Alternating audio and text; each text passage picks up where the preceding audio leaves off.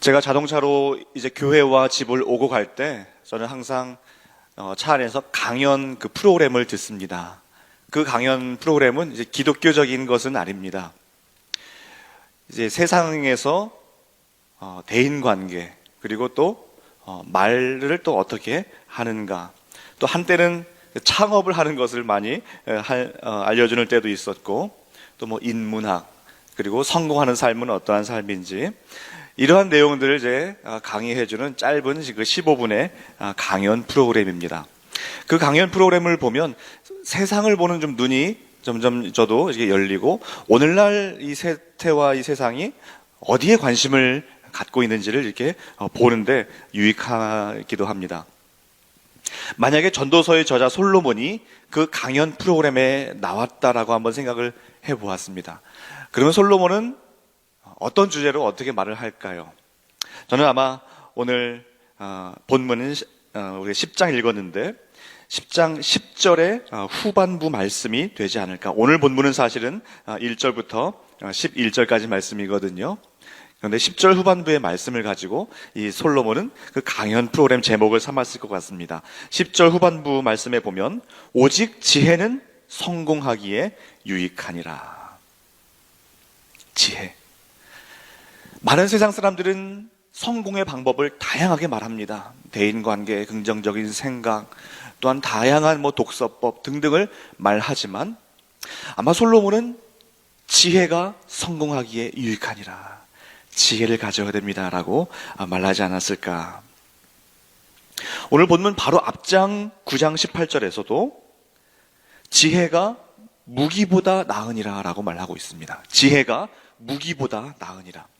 무기보다도 더 강한 그 지혜, 성공하기에 유익한 그 지혜를 말하면서 솔로몬은 먼저 지혜와 우매를 비교하고 있습니다. 1절에 보면 우매함은 죽은 파리들이 향기름을 악취나게 하는 것 같이 지혜를 난처하게 한다라고 말씀하고 있습니다. 향기름이 있는 곳에 죽은 파리가 있으면 그 향기름이 향이 나는 것이 아니라 악취가 난다는 겁니다. 바로 우매함이 그런 거예요. 향기름이 나는 곳에 악취가 나게 만드는 것이, 그 적은 우매가 향기름에 악취를 나게 한다라고 말하고 있는 거예요. 이 적은 우매함이 좋은 공동체를 악취나게 할 수도 있다라는 것을 솔로몬이 보여주고 있습니다. 그렇다면 이러한 악취나는 우매함은 어떤 모습일까요? 오늘 본문이 말하는 그 우매함의 모습은 먼저 말의 분별과 정제함이 없는 모습입니다. 말의 분별과 정제함이 없는 모습. 3절에 보실까요? 3절에 보시면 우매한 자는 길을 갈 때에도 지혜가 부족하여 각 사람에게 자기가 우매함을 말하느니라 라고 말하고 있습니다. 길을 갈 때에도 자기가 우매함을 말한다. 자, 길을 갈 때를 한번 생각을 해보겠습니다. 자, 길을 가고 있습니다. 길을 갈 때 길이 멀다고 불평하거나, 왜 이렇게 사인판이 안 되어 있다고 불평하거나, 공사가 왜 이렇게 지연되냐고, 차가 막히냐고 불평을 합니다. 또 길을 가다가 또 어떤 사람이 생각나서 그 사람에 대한 안 좋은 이야기와 불평을 늘어놓습니다. 또 길을 가다가 내일 일어날 일에 대한 걱정으로 또 걱정을 이제 늘어놓습니다. 또 길을 가다가도 나라는 이래서 한대, 교회는 이래서 한대, 누구는 저래서 한대 라고 하면서 재판장에 대해서 온갖 판단을 합니다. 자, 이러한 모습들입니다. 이러한 모습들은 나는 우매합니다 라는 것을 말하고 있는 겁니다. 나는 우매합니다. 자기의 우매함을 계속 말하는 거예요. 이 우매함의 모습은 말의 분별과 정제가 없습니다. 말이 없으면 우매함이 드러나지 않을 수가 있습니다. 실제로 잠언 17장 28절에서 미련한 자라도 잠잠하면 지혜로운 자로 여겨지고 그의 입술을 닫으면 슬기로운 자로 여겨지느니라. 차라리 말이 없으면 그 우매함이 가려지고 지혜롭다라고 여겨질 수가 있는데, 말이 많으면 그것이 점점 내 우매함이 드러나면서 나는 우매합니다라는 것을 말하고 있다라는 거예요. 잠언 10장 19절에도 이렇게 말씀하고 있습니다. 말이 많으면 허물을 면하기 어려우나 그 입술을 제어하는 자는 지혜가 있느니라. 단순히 말을 하지 않는 것이 지혜가 아니라 분별하고 정제된 말을 해야 할 때 그것이 지혜라고 하는 것입니다. 그래서 우리에게는 두 가지의 그 필터가 필요합니다. 하나는 입술의 필터이고 하나는 마음의 필터입니다. 이 마음의 필터와 관련해서 오늘 본문 2절이 참 재미있는 말을 하고 있는데요. 자, 2절 한번 보실까요? 2절에 보시면 지혜자의 마음은 오른쪽에 있고 우매자의 마음은 왼쪽에 있느니라. 자, 지혜로운 자의 마음은 어디에 있습니까? 오른쪽에 있습니다. 우매한 자의 마음은 어디에 있습니까? 왼쪽에 있습니다. 자, 당시의 그 문화적 배경에 따르면 오른쪽은 실제로 지혜, 능력, 정의 이런 이제 인식과 관념이 있었습니다. 반면에 왼쪽은 무능, 불의 이런 인식과 관념이 있었습니다. 실제로 다윗도 이렇게 노래합니다. 시편 16편 8절에 내가 여호와를 항상 내 앞에 모시며 그가 나의 오른쪽에 계심으로 내가 흔들리지 아니하리로다. 즉 오른편에 있다는 것은 하나님을 내 앞에 모시고 있다라는 겁니다. 오른편에 있다는 것은 하나님을 주인으로 모시고 있다라는 거예요. 하나님을 주인으로 모시기 때문에 내가 흔들리지 않는다라는 그런 모습이 바로 오른쪽에 있는 거예요. 하나님을 내 앞에 모시는 것, 하나님을 내 오른쪽에 모시고 사는 것이 하나님을 주인으로 모시고 흔들리지 않는 삶을 사는 것입니다. 자, 그렇다면 왼쪽은 어떤 마음입니까? 왼쪽은 내가 주인인 거예요. 아까 오른쪽은 하나님이 주인이었는데 왼쪽은 내가 주인입니다. 내가 주인이니까 내 것을 가지고 항상 걱정하는 거예요. 내가 가지고 있는 것에 항상 전전긍긍하는 겁니다. 그러니까 날마다 흔들려요. 날마다 염려하고 걱정합니다. 날마다 흔들리는 삶. 여러분 오른쪽에 서시겠습니까? 왼쪽에 서시겠습니까? 어려운 질문 드렸나요? 오른쪽은 아까 그랬죠. 하나님을 주인으로 모시고 흔들리지 않는 삶. 왼쪽은 내가 주인이니까 항상 흔들리는 거예요. 자, 오른쪽에 서시겠습니까? 왼쪽에 서시겠습니까? 오른쪽에 서시는 거예요. 오른쪽에 서시는 거예요. 이것이 그래서 마음의 필터입니다. 그 실내 수영장에 가면 그 필터가 있는데 그 필터는 이 깨끗한 물이 이쪽으로 가고 필터 밖으로 나가고 이 바깥에 물이 들어오지 못하게 하는 그런 필터가 실내 수영장마다 이제 있더라고요. 바로 그런 필터가 우리에게 있어야 됩니다. 오른쪽으로만 가는 거예요. 오른쪽으로만 가고 왼쪽으로는 들어오지 못하도록 하는 겁니다. 그래서 우리가 다 같이 우향우 해야 됩니다. 우향우. 우리 군대 갔다 오신 분들이나 교련 수업을 들으시거나 이런 우리 또 뭐 초등학교 때도 그런 우향우 좌향자를 많이 했던 것 같아요. 자, 우향우 하시기를 바랍니다. 우향우. 오른쪽으로 방향을 돌려야 돼요. 우리 마음이 오른쪽에 있어야 됩니다. 오른쪽은 지혜의 마음인 거예요. 지혜의 마음. 그리고 하나님이 주인인 그것이 바로 마음을 오른쪽에 두는 것입니다. 하나님의 주권을 믿고 맡기는 그 오른쪽에 있어서 길을 갈 때마다 우매함을 말하는 것이 아니라 향기름에 악취를 내는 것이 아니라 길을 갈 때마다 지혜를 말하고 향기름의 향기를 더하는 그러한 지혜자가 되시기를 간절히 바랍니다. 우매함의 특징이 하나가 더 있습니다. 그것은 바로 공손함입니다. 공손함. 4절에 보실까요? 주권자가 내게 분을 일으키거든 너는 내 자리를 떠나지 말라. 공손함이 큰 허물을 용서받게 하느니라. 여기서 주권자가 분을 일으킨다는 것은 주권자가 화를 낸다는 것도 있는데 주권자가 지도한다, 경책한다 이러한 뜻을 가지고 있습니다. 그런데 이제 실제로 주권자가 화를 낸다는 그 의미로 많은 번역본에서 그렇게 이제 번역이 되어 있습니다. 그래서 이제 다른 번역본을 보면 통치자가 너에게 화를 낼 때 이렇게 표현하기도 하고 또 조금 재밌는 번역이 있습니다. 이것은 영어 번역인데 너의 보스가 너에게 화를 낼 때 이런 번역도 있습니다. 너의 보스가 너에게 화를 낼 때 마치 우리 좀 직장 생활이 생각나지 않습니까? 우리 보스가 막 화를 낼 때가 또 있지 않겠어요? 자, 그때 이 지혜자는 어떻게 하라고 이야기합니까? 너는 그 자리를 떠나지 말라. 그 자리를 떠나지 말라. 그리고 이렇게 말씀합니다. 공손함이 큰 허물을 용서받게 하느니라. 여기서 공손함이라는 그 말의 그 원문은 마르페라는 그러한 뜻을 가지고 있습니다. 마르페. 이 마르페는 라파라는 단어에서 나왔습니다. 라파. 자, 라파는 우리가 좀 익숙한 단어이기도 하죠. 라파. 여호와 라파. 치료하시는 하나님.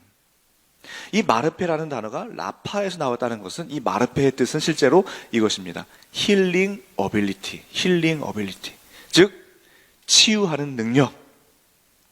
공손함의 그 원뜻은 그러니까 치유함의 능력이라는 거예요.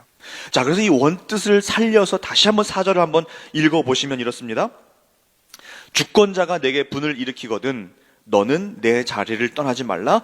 치유의 능력이 큰 허물을 용서받게 하느니라. 이렇게 되는 거예요. 자, 그렇다면 무엇이 치유의 능력일까요? 먼저는 말씀 그대로 공손함입니다. 공손함. 공손함은 허물을 용서받게 합니다. 이 공손함은 주권자와의 관계뿐만이 아니라 우리의 모든 인간 관계에서도 너무나 중요한 덕목이 아니겠습니까? 이 공손함 하지 못한 태도 앞에서는 대화가 너무나 힘들고 그 허물이 계속 드러나게 되더라고요.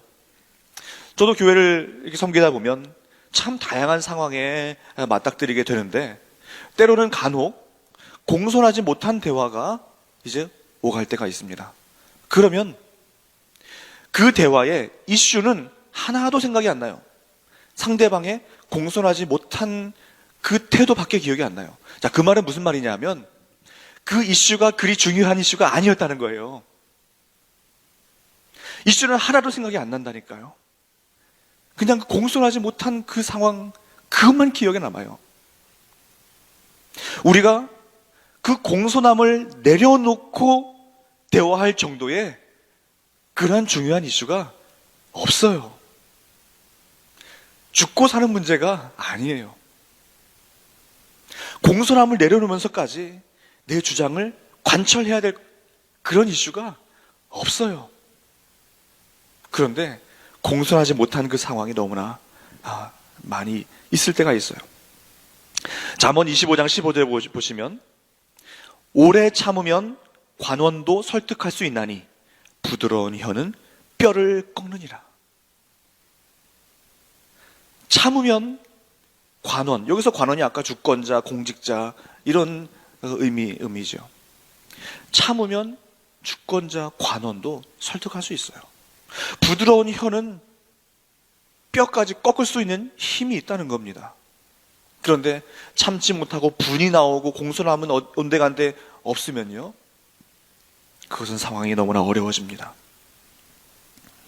참 우리 모두가 좀 알 수도 있는데 제가 대중에게 잘 알려진 이 한 분이 공격을 많이 받을 때가 있었습니다. 그분이 이런 부탁을 한 것이 기억이 나요. 여러분, 비판하는 것은 좋은데 공손하게 해주세요. 이런 부탁을 한 적이 있어요. 물론 그분이 많은 억울함 때문에 비판을 이제 받았습니다. 그런데 여러분, 비판하는 것은 좋은데 공손하게 해주세요. 공손함이 치유의 능력입니다. 공손함이. 자, 그래서 공손함이 치유의 능력이 되는 두 번째 이 이유가 뭐냐 하면 소화력이에요. 소화력. 자, 주권자의 지시 또는 주권자의 화냄 앞에서 그것을 소화할 수 있어야 됩니다. 소화해내는 것이 치유의 능력입니다. 그것을 소화시키지 않으면, 소화가 안 되면 어떡합니까? 우리 몸에서도 소화가 안 되면 어떻게 되죠? 소화가 안 되면 체하잖아요. 그런 이제 상황 앞에서 주권자의 화냄과 주권자의 그런 모습 앞에서 내가 그것을 소화해야 되는데 소화하지 못하고 공손함이 없고 또 분이 나오고 또 그 자리를 떠나게 되고 이러면 그것이 해결되지 않는 겁니다. 체하는 거예요. 체하면 한동안 많이 고생합니다. 우리 체하면 얼마나 고생합니까? 공손함이 치유의 능력이고 공손함이 허물을 용서받게 합니다. 공손함을 바탕으로 한 치유의 능력이 필요합니다. 바라기는 공손함을 잘 유지하시기를 바랍니다. 그것이 치유의 능력입니다. 우리의 철 연장이 무디어졌습니다. 10절 말씀처럼 철 연장이 무디어졌는데도 나를 갈지 아니하면 힘이 더 드느니라. 오직 지혜는 성공하기에 유익하니라. 철 연장이 무디어졌어요. 철 연장을 이제 갈아야 할 때가 되었습니다. 이 철 연장을 갈지 않으면 점점 우매함으로 가득 차고 우리 마음은 점점 왼쪽으로 가게 됩니다. 무디어진 철 연장을 가는 것은 마음을 오른쪽에 머물게 하고 마음의 지혜를 채우는 것입니다. 그런데 우리 마음에는 지혜가 없습니다. 그러면 어떻게 해야 됩니까? 지혜의 근원 되신 하나님께 가까이 가는 것입니다. 하나님만이 지혜입니다. 그 하나님께 가까이 가는 것이 지혜입니다. 내가 여호와를 내 앞에 모시며 그가 나의 오른쪽에 계심으로, 하나님이 나의 오른쪽에 계시기 때문에 내 마음을 항상 오른쪽에 두고 흔들리지 않는 삶, 그것이 바로 지혜로운 삶입니다.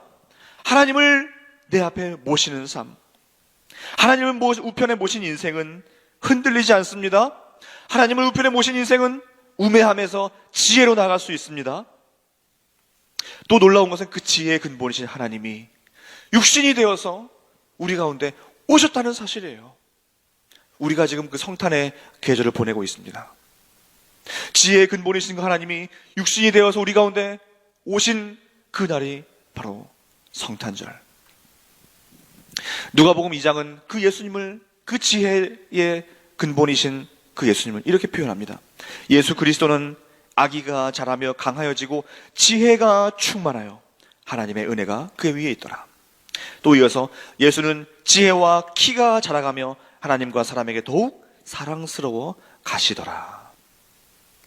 지혜의 근본이신 그 하나님께서 육신으로 오신 예수 그리스도께서 이 땅에 오심을 우리가 기억하고 감사하는 성탄의 그런 기간을 보내시기를 간절히 바랍니다. 하나님은 지혜가 없고 약하고 소망 없는 악한 우매한 당신의 백성들을 위하여 육신이 되어서 이 땅에 오셨습니다. 그래서 우리에게 그 지혜를 선물로 주셨습니다. 그래서 그 예수님은 그 십자가의 그 미련함으로 세상의 지혜를 다 꺾으셨습니다. 그 십자가의 은혜가 오늘 저와 여러분들에게 있습니다. 철이 무디어진 이 시대에 코로나 바이러스로 인하여 온전한 예배와 성도 간의 감격이 무너지고, 또한 신앙의 그 구원의 감격이 무너지고, 모이는 것에 기쁨이 무너지고, 점점 우매함으로 달려가는 이 철이 무디어진 이 시대 속에서 지혜가 무기임을 기억하며 그 지혜를 갈고 더 갈고 닦아서 그 지혜로 성읍을 살리는, 교회를 살리는, 시대를 살리는 우리 지혜자들 되시기를 간절히 소망합니다. 기도하겠습니다.